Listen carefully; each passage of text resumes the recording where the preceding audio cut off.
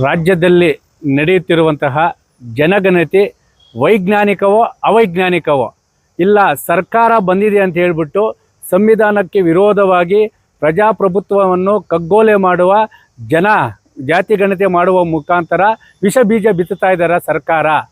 ನಿನ್ನೆ ಕೃಷ್ಣ ಬೈರೇಗೌಡರು ಹೇಳ್ತಾ ಇದ್ರು ಜಾತಿ ಗಣತಿ ವೈಜ್ಞಾನಿಕವಾಗಿದೆ ಅಂತೇಳಿ. ಅಲ್ಲ, ಅವ್ರ ಪಿಂಡ ವೈಜ್ಞಾನಿಕವಾಗಿರೋದು ಅಲ್ಲ ಸ್ವಾಮಿ. ಒಂದೊಂದು ಜಾತಿ ಅಂತಿಲ್ಲ, ಅಲ್ಪಸಂಖ್ಯಾತರನ್ನು ತೋರಿಸಿದ್ರಿ, ಅದ್ರಲ್ಲಿ 101 ಉಪಜಾತಿ ತೋರಿಸಿದ್ರಿ, ಒಕ್ಕಲಿಗರನ್ನು ತೋರಿಸಿದ್ರಿ, ಅದ್ರಲ್ಲಿ 101 ಜಾತಿಯನ್ನು ತೋರಿಸಿದ್ರಿ. ಪ್ರತಿಯೊಂದು ಜಾತಿಯಲ್ಲೂ ಉಪಜಾತಿಗಳು ಮಾಡಿ ಅವರವರಲ್ಲೇ ಬೆಂಕಿ ಇಕ್ಬಿಟ್ರಲ್ಲ. ಇನ್ನು ಯಾವ ರೀತಿ ನೀವು ಜನಗಣತಿ ಮಾಡ್ತಾ ಇದ್ದೀರಿ? ಇದು ವೈಜ್ಞಾನಿಕವಾಗಿದೆ? ಇದನ್ನು ಪ್ರಶ್ನೆ ಮಾಡುವ ಜೊತೆಗೆ ಇವತ್ತು ಅತಿ ಅವಶ್ಯಕತೆವಾಗಿ ರಾಜ್ಯದಲ್ಲಿ ಬೇಕಾಗಿರೋದು ಏನು ಗೊತ್ತಾ ಸ್ವಾಮಿ? ಕೃಷಿ ಜನಗಣತಿ ಎಷ್ಟಿದೆ? ರೈತರು ಇವತ್ತು ಬಹುರಾಷ್ಟ್ರೀಯ ಕಂಪನಿಗಳ ಕಪ್ಪು ಮುಷ್ಟಿಯಲ್ಲಿ ಸಿಲುಕಿ ಕೃಷಿ ಕ್ಷೇತ್ರದಿಂದ ವಿಮುಕ್ತಿ ಹೊಂದ್ತಾ ಇದ್ದಾರಾ?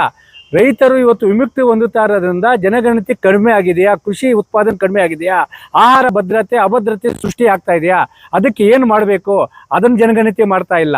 ಇನ್ನು ಉದ್ಯೋಗ, ಶಿಕ್ಷಣ, ಆರೋಗ್ಯ ಇದು ಯಾರ ಕೈಯಲ್ಲಿದೆ?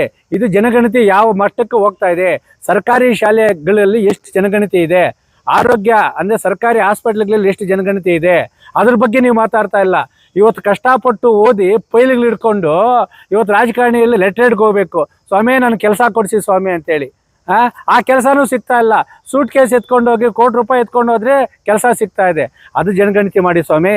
ಇವತ್ತು ನೀವು ಜನಗಣತಿ ಮಾಡಿ ಅದು ವೈಜ್ಞಾನಿಕವಾಗಿದೆಯೋ ಅವೈಜ್ಞಾನಿಕವಾಗಿದೆಯೋ, ಒಕ್ಕಲಿಗರ ಸಭೆ ಅಂತೆ ಅದು ಈ ಪರಿಶಿಷ್ಟ ಜಾತಿ ಪರಿಶಿಷ್ಟ ಪಂಗಡ ಅಲ್ಪಸಂಖ್ಯಾತರ ಒಂದು ಸಭೆಗಳನ್ನು ಮಾಡಿಕೊಂಡು ಇವತ್ತು ವಿಷ ಬೀಜ ಬಿತ್ತೋ ಬದಲು ಇವತ್ತು ಅವಶ್ಯಕತೆವಾಗಿ ಬೇಕಾಗಿರುವ ರಾಜ್ಯದ ಅಭಿವೃದ್ಧಿಗಾಗಿ, ಯುವಕರ ಭವಿಷ್ಯಕ್ಕಾಗಿ, ರೈತರ ಒಂದು ಕಷ್ಟ ಸುಖಕ್ಕೆ ಸ್ಪಂದಿಸುವಂತಹ ಆರೋಗ್ಯ, ಶಿಕ್ಷಣ, ಕೃಷಿ ಮತ್ತು ಉದ್ಯೋಗದಕ್ಕಾಗಿ ಜನಗಣತಿ ಮಾಡುವ ಮುಖಾಂತರ ಈ ಒಂದು ರಾಜ್ಯದ ಅಭಿವೃದ್ಧಿಗೆ ಶ್ರಮಿಸಬೇಕು. ಅದನ್ನು ಬಿಟ್ಟು ತಮ್ಮ ರಾಜಕೀಯ ಬೇಳೆಯನ್ನು ಬೇಯಿಸಿಕೊಳ್ಳಲು ಸಂವಿಧಾನಕ್ಕೆ ವಿರೋಧವಾಗಿ ಪ್ರಜಾಪ್ರಭುತ್ವವನ್ನು ಕಗ್ಗೊಲೆ ಮಾಡುವ ಜನಗಣತಿಯನ್ನು ಈ ಕೂಡಲೇ ಕೈ ಬಿಡಬೇಕು.